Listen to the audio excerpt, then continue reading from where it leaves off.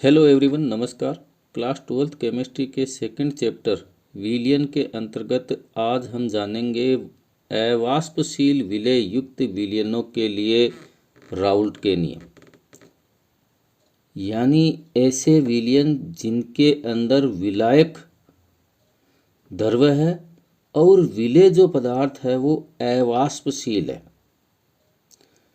इन विलयनों पे जो राउल्ट का जो नियम लागू होता है उस राउल्ट के नियम के बारे में है वो अध्ययन करेंगे।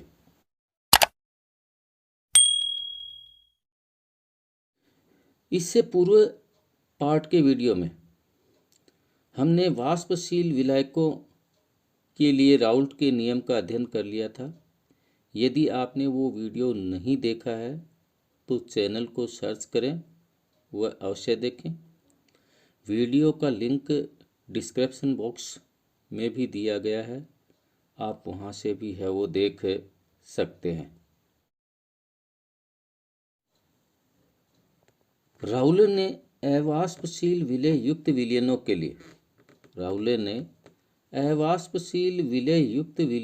लिए वाष्प दाब एवं मोल अंश के मध्य एक मात्रात्मक संबंध दिया और उस मात्रात्मक संबंध को ही अवाष्पशील विलय युक्त विलयनों के लिए राउल्ट का नियम कहा जाता है। अवाष्पशील विलय युक्त विलयनों के लिए राउल्ट का नियम है वो इस प्रकार से है। अवाष्पशील विलय युक्त विलयन का वाष्प दाब केवल वाष्पशील विलायक द्रव्य के आंशिक दाब के समानुपाती होता है। यानी राउल्ट के अनुसार जो अवाष्पशील विलय युक्त विलयन है, उन अवाष्पशील विलय युक्त विलयन है उनका जो वाष्प दाब है, कुल जो वाष्प दाब है वो उस विलायक अर्थात उस विलयन में उपस्थित विलायक के मोल अंश के द्वारा लगाए गए आंशिक दाब के बराबर है। अर्थात अपन कह सकते हैं कि विलयन का कुल वाष्प दाब P बराबर P1 है। यहाँ जो P1 है वो अवाष्पशील विलय युक्त विलयन में उपस्थित वाष्पशील विलायक द्रव्य के मोल अंशों के द्वारा लगाया गया आंशिक दाब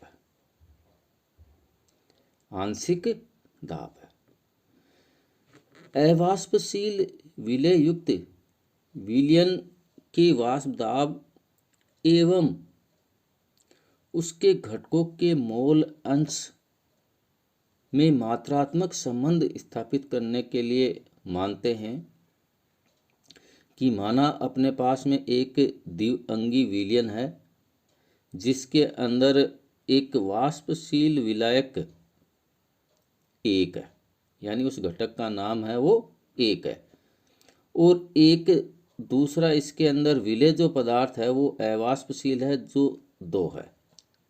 यानी यहाँ पे द्विअंगी विलयन के है वो 2 घटक, घटक 1 व घटक 2 से मिलके बना, जिसमें से घटक 1 है वो वाष्पशील विलायक है और घटक 2 है वो अवाष्पशील विलय है।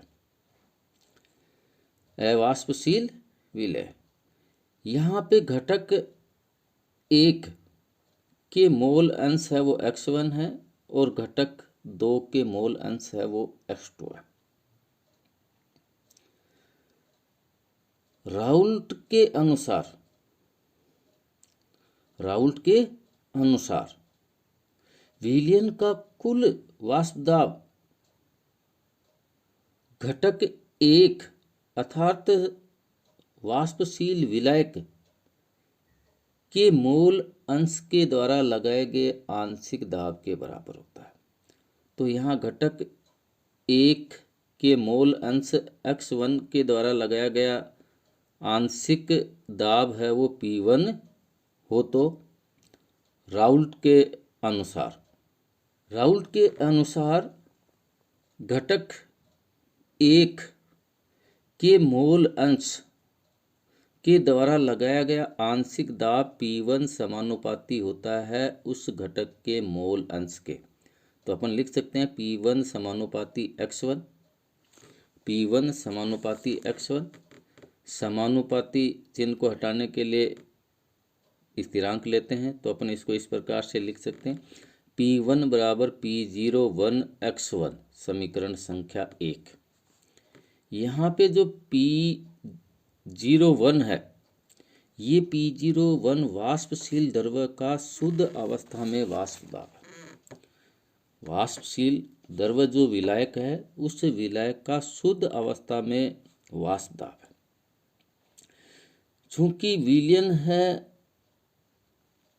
वो द्विअंगी है और विलयन के दोनों घटक मिलकर विलयन के इकाई आयतन बनाते हैं, तो अपन लिख सकते हैं x1 प्लस x2 बराबर है वो 1। विलयन के दोनों घटक 1 व घटक 2 के मोल अंश है वो इकाई हैं, तो x1 प्लस x2 बराबर 1। समीकरण का पक्षांतरण करते हैं, x1 बराबर ये x2 बराबर के चिन्ह के इधर जाने पर है वो प्लस से माइनस में हो जाएगा, तो अपन लिख देंगे x1 बराबर 1 माइनस x2, समीकरण संख्या 2। समीकरण संख्या 1 में जो अपने पास में ये है P1 बराबर P01 x1, इसमें समीकरण संख्या 2 से x1 का मान रख देते हैं। तो अपन रखते हैं P1 बराबर P01 और x1 की जगह इसका मान रख देते हैं कोष्टक 1 माइनस x2 कोष्टक बंद। यहाँ कोष्टक के अंदर 1 माइनस x2 जो x1 का मान है वो P01 से मल्टीप्लाई है, तो मल्टीप्लाई करके इसको लिख देते हैं। P1 बराबर P01 माइनस है वो P01 x2, P0 x2।